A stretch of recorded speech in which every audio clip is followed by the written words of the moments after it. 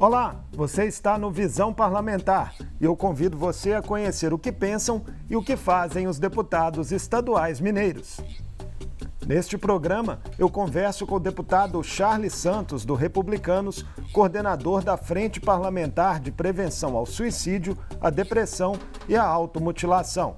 Vamos falar sobre os impactos da pandemia na saúde mental e desdobramentos da campanha Setembro Amarelo. Acompanhe!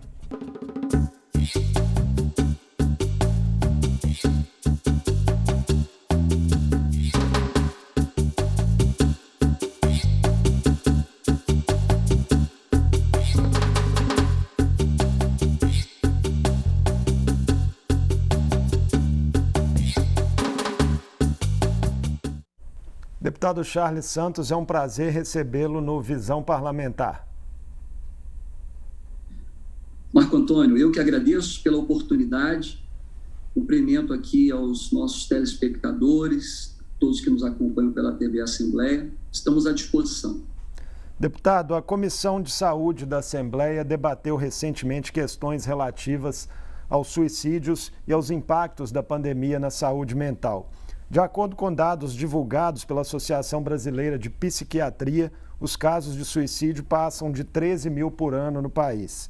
E os números podem ser ainda maiores em decorrência de subnotificações. Quais as principais formas de evitar a violência autoprovocada? A própria ciência ainda não tem muita definição, uma definição mais clara, o que acontece realmente na mente de uma pessoa propensa a cometer um suicídio. Existem estudos, especialmente na área da psicologia, da psiquiatria, que norteiam, que conduzem para o lado da avaliação. Por isso que é tão importante observar, é tão importante ouvir, conversar com o familiar, estar próximo, que é um grande problema que nós temos e vivemos isso é uma questão na sociedade, é o distanciamento familiar, é o distanciamento das pessoas.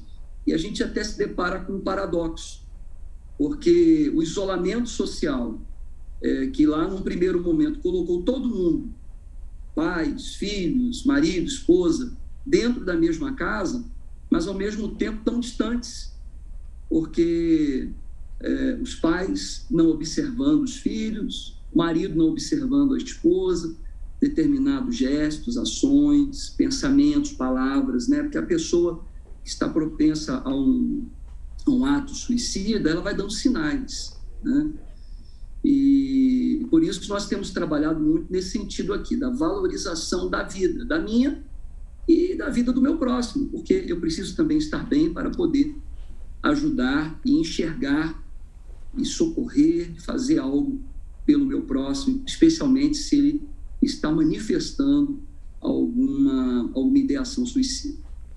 Estudos apontam, deputado Charles, que mais de 98% dos casos, o suicídio foi causado por transtornos mentais não identificados ou não tratados corretamente, principalmente depressão e transtorno bipolar. Nossa sociedade, o senhor acredita que ela já leva a sério os transtornos mentais?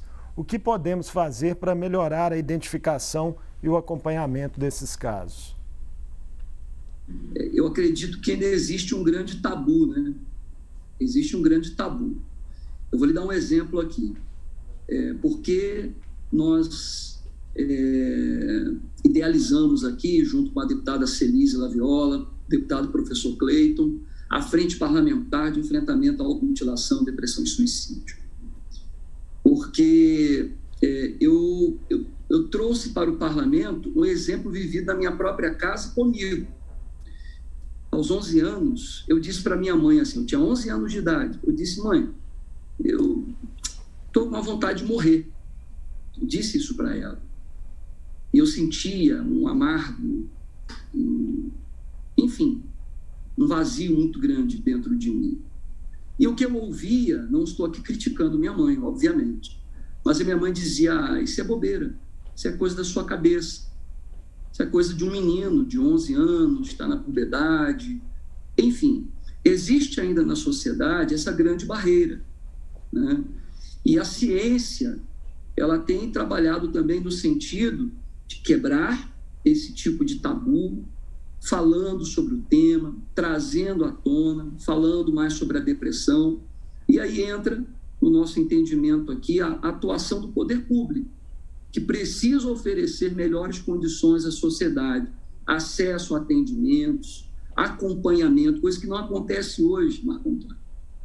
Pasmo, uma pessoa que hoje dá entrada ou é levada a um pronto-socorro, porque teve ali um ato de intenção contra a própria vida, não há posteriormente, na maioria das vezes, um acompanhamento. A gente vive muito longe ainda dessa realidade. Tivemos avanços? Com toda certeza. Tanto que estamos aqui tendo a oportunidade de falar sobre algo que antigamente se dizia, não é bom falar sobre o suicídio, porque isso pode motivar, pode incentivar outras pessoas.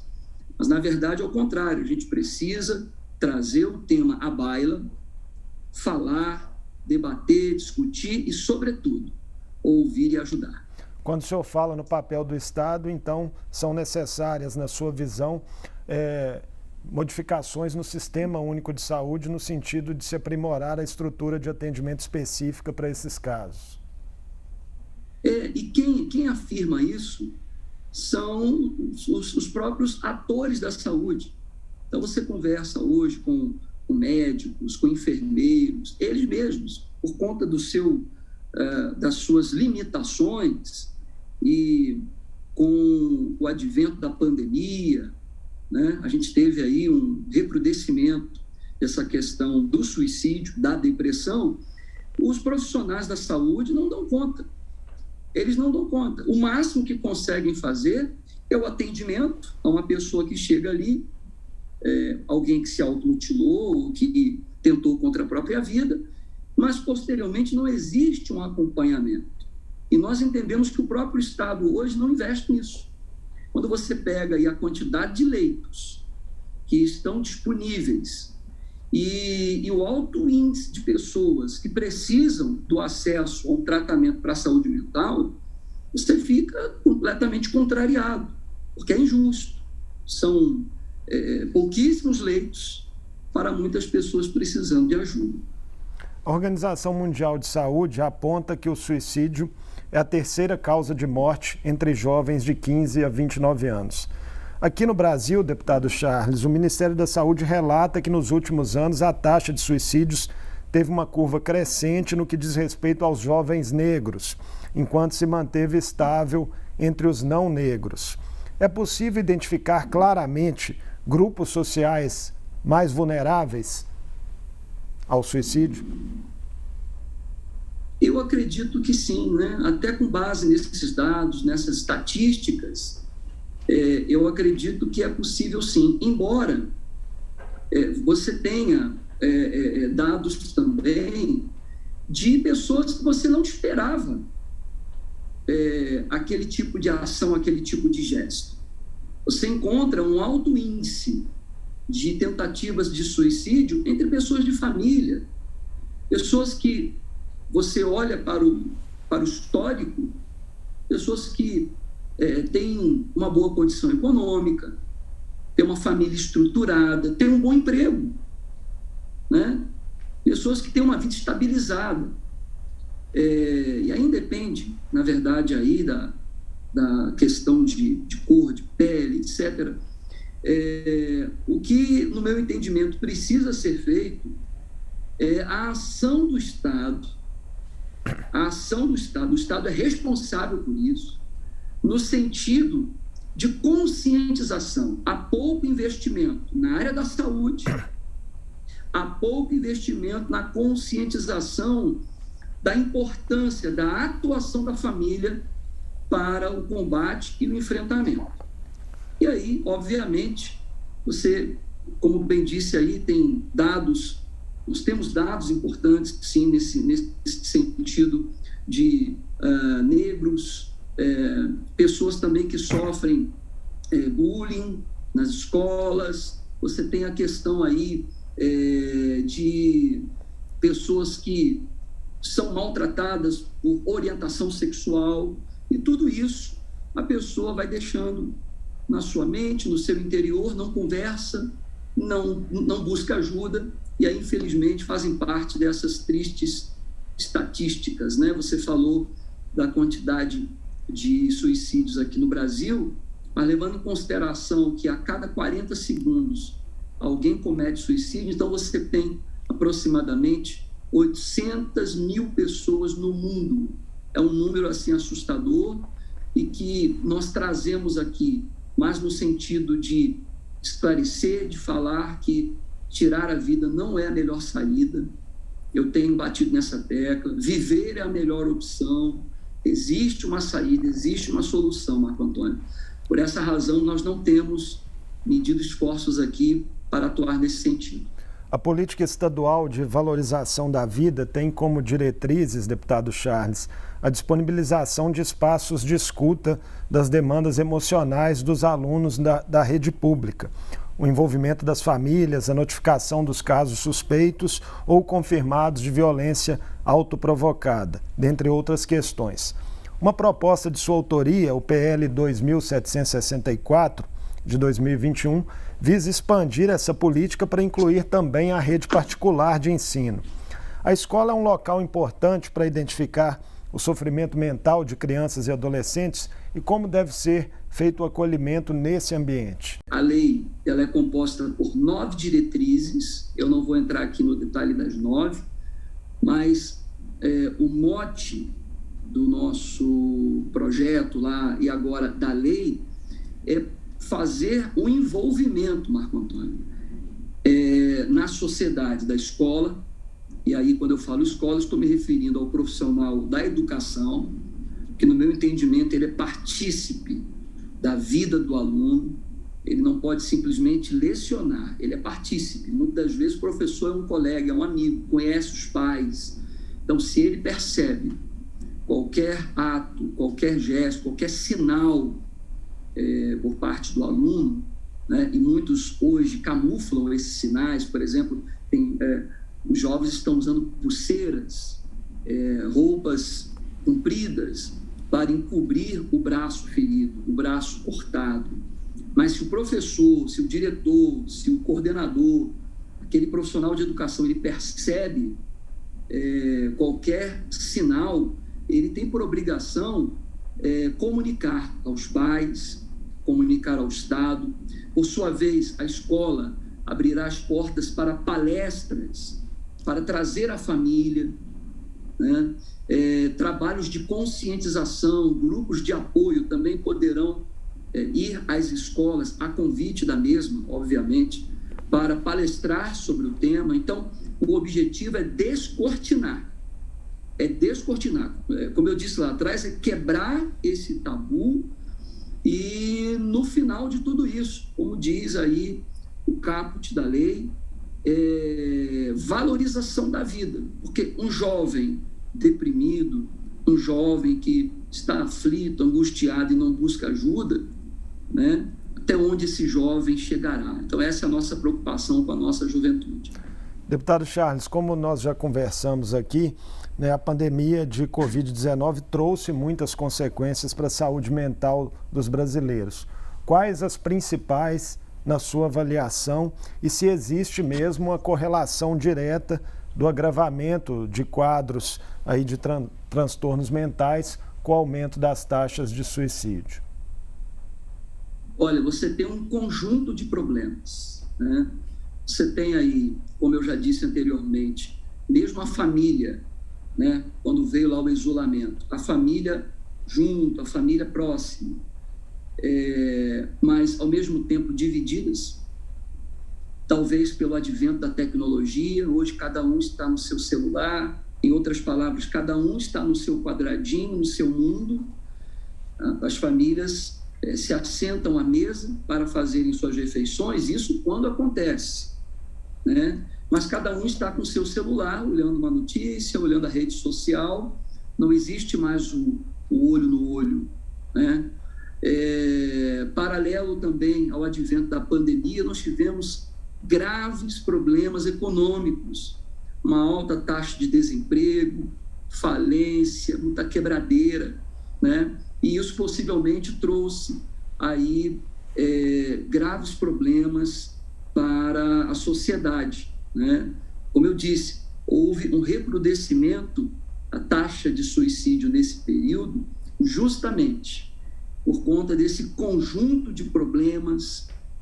Outra questão também, Marco Antônio, que é bom a gente citar, lá 6, 7 meses atrás, talvez, me corrija se eu estiver errado, quando veio aquela expectativa com a vacinação, muitas pessoas entraram em depressão, muitas pessoas ficaram deprimidas quando disseram, poxa, eu tenho 20, 25 anos, eu só vou tomar vacina daqui a 6 meses, 8 meses, e até lá o que será da minha vida?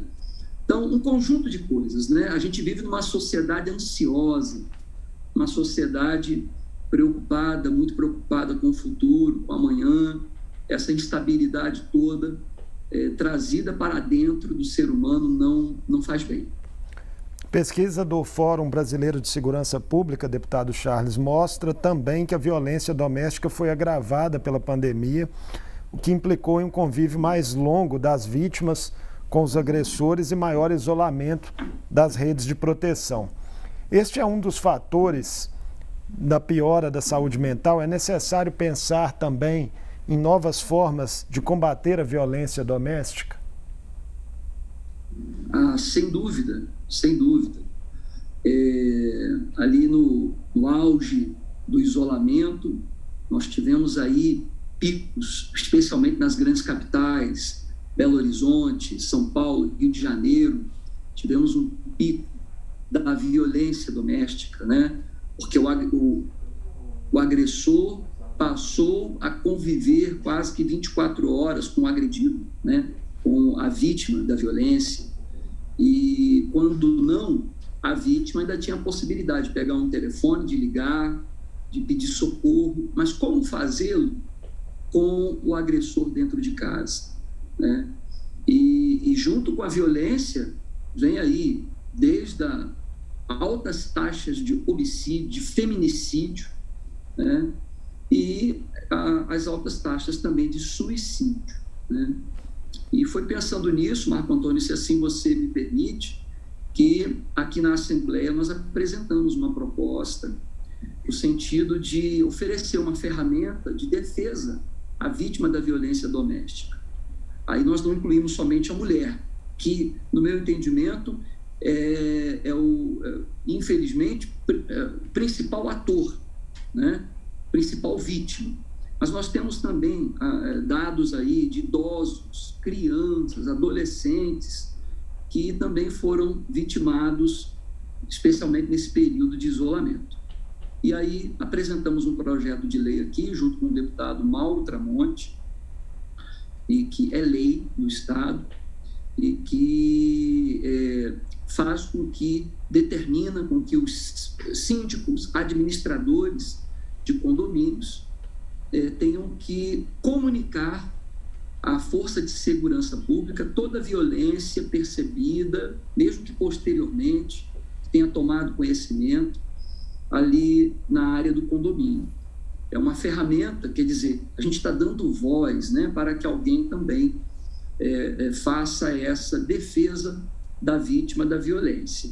E fiquei muito contente, porque nós tivemos essa lei sancionada aqui no Estado, e tomamos conhecimento, posteriormente, que inúmeros outros estados da nossa federação também apresentaram este projeto em suas assembleias, e hoje também é lei, a exemplo de São Paulo, Rio de Janeiro, também seguiram esse mesmo caminho. É mais uma ferramenta, é dar voz a quem está sendo vitimado. Com isso, a gente acredita que o vitimado passa a ter mais segurança, isso mexe diretamente no seu psicológico, e é bem provável que você tenha aí uma redução de ideação suicida, mais equilíbrio emocional, pelo menos essa é a nossa visão. Medida preventiva importante, sem sombra de dúvida, deputado Charles. Que balanço que o senhor faz, né, das ações de conscientização promovidas dentro da campanha Setembro Amarelo e quais as iniciativas planejadas pela Frente Parlamentar para o enfrentamento permanente dessas questões? o principal meta que nós colocamos na frente parlamentar é fazer, na verdade, não mais o Setembro Amarelo, mas Setembro a Setembro Amarelo. Esse é um objetivo que nós temos levado aqui, temos, inclusive, nas nossas palestras, temos falado sobre isso. Não mais Setembro Amarelo, e sim Setembro a Setembro. Precisamos, nos 12 meses do ano, colocar esse assunto nas nossas discussões, trabalhar para que haja mais investimento do Estado na área da saúde mental, levar conscientização. Nós temos falado muito aqui, como eu já citei, a questão do acompanhamento familiar, ouvir, chamar para perto, um amigo de trabalho, né? Em todas as áreas. Nós temos índices aí alarmantes, desde na área do serviço público, na área privada, esse alto índice de suicídio. Então, é importante que quem está perto observe o seu colega, seu amigo, seu parceiro, seu filho, seu pai, sua mãe. Eu tenho falado muito aqui, Marco Antônio, que comumente nós, quando vemos uma rachadura na parede da nossa casa, ou uma goteira no nosso telhado, pessoa que tem lá um carro e ela percebe um ruído diferente no carro, o carro está puxando. Então, nós entendemos isso como um sinal, ou sinais, de que aquele imóvel ou aquele veículo precisa de um tratamento, precisa de uma atenção, tem alguma coisa que está fora do eixo, está errado. Como não percebemos isso nos nossos familiares? O problema é que muitas das vezes ignoramos. Quando percebemos algo estranho num amigo, num colega, com o qual convivemos há 1 ano, 2 anos, 3 anos de trabalho, 20 anos, percebemos aquela pessoa muito fechada, muito reclusa, falando muito pouco, um semblante mais abatido, nós temos por obrigação, por amor ao próximo, perguntar: está tudo bem? Quer se abrir? Vamos almoçar ali, vamos bater um papo, tentar ajudar. Então, uma das ações, classificamos como uma das mais importantes dentro do Setembro Amarelo, nas nossas ações aqui na Assembleia, ouvir quem está perto, ouvir aquele ou aquela a quem nós conhecemos e, de pronto, buscar ajuda. Mas você vai se meter na vida de alguém? É melhor eu me meter, eu tentar ajudar, eu fazer alguma coisa. Eu não posso ficar de braços cruzados e amanhã depois ouvir a triste notícia de que aquele amigo, aquela amiga já não está mais conosco. Então, é muito importante essa questão da proximidade e de uma ação contundente a favor de quem nós amamos. Deputado Charles Santos, muito obrigado por participar conosco mais uma vez do Visão Parlamentar, falando aí de um tema importante demais para toda a sociedade. Marco Antônio, eu que agradeço a todos os telespectadores da TV Assembleia, dos canais de mídia da TV Assembleia, e me coloco à disposição para contribuir com a vida. Estamos colocando o nosso mandato à disposição da valorização da vida. Um abraço e muito obrigado. Um abraço, até a próxima. Eu conversei com o deputado Charles Santos, do Republicanos, que é coordenador da Frente Parlamentar de Prevenção ao Suicídio, à Depressão e à Automutilação.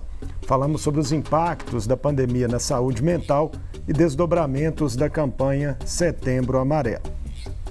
Para rever esta e outras entrevistas com deputados estaduais mineiros, acesse o nosso portal. Obrigado pela companhia e até a próxima.